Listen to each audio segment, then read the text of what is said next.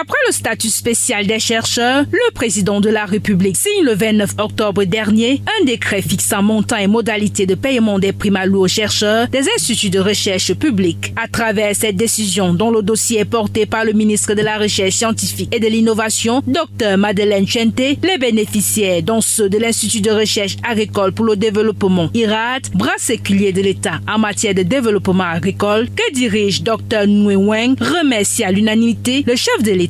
On tient à remercier son Excellence le Président de la République, chef de l'État, pour ces gestes. Nous sommes reconnaissants à l'IRAD pour ce décret qui vient témoigner de la compétence des chercheurs.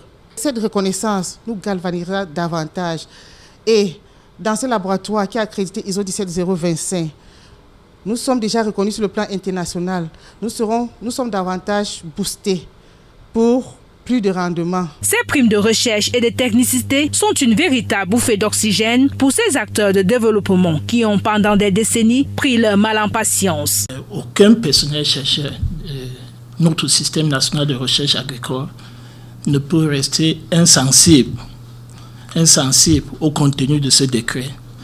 Surtout pour certains d'entre nous qui sont dans la maison depuis l'IRA, dont l'ex-Institut de recherche agronomique, avant sa transformation en Institut de recherche agricole pour le développement. Ce décret, le contenu, ça vient à point nommé, surtout dans un cadre où ça arrive à nous donner la confiance, la ténacité et surtout la persévérance, parce que c'est de ça qu'il s'agit en matière de recherche agricole.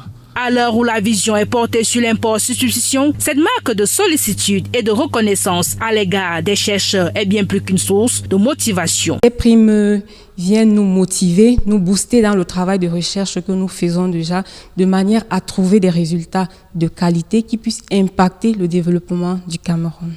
Le contenu de ce décret permettrait à tous les chercheurs de leur donner le moral, booster leur moral, pour les permettre de bien s'engager, de bien s'impliquer, de mieux s'impliquer dans les activités de recherche. Avec pour mission la promotion du développement agricole, notamment dans les domaines de production végétale, animale, forestière, halieutique et environnementale, ainsi que des technologies alimentaires et agro-industrielles, les chercheurs de l'IRAD sont ainsi engagés à répondre aux préoccupations du chef de l'État, notamment celles du renforcement de la production locale et de la réduction de la dépendance aux importations, entre autres. En tant qu'entomologiste, nous travaillons sur les insectes d'intérêt économique, c'est-à-dire nous accompagnons les producteurs dans leurs parcelles de champs à gérer tout ce qui est comme ravageurs, à gérer les attaques.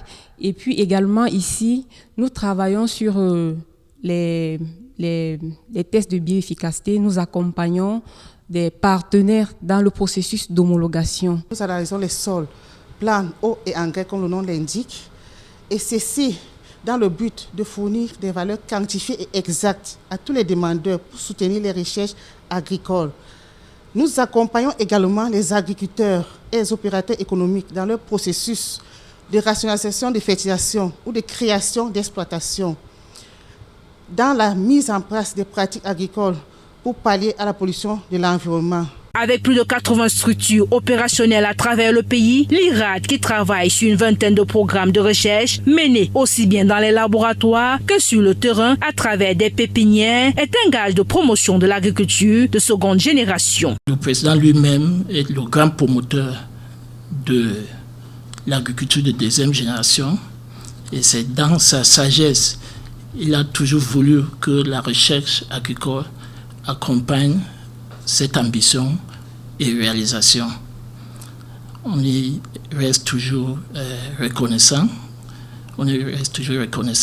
Et surtout aussi à Madame le ministre de la Recherche scientifique et de l'Innovation qui nous a toujours accompagnés, qui nous a toujours encouragés, qui est resté toujours disponible, accessible à tout moment et qui nous a fait croire en nous-mêmes.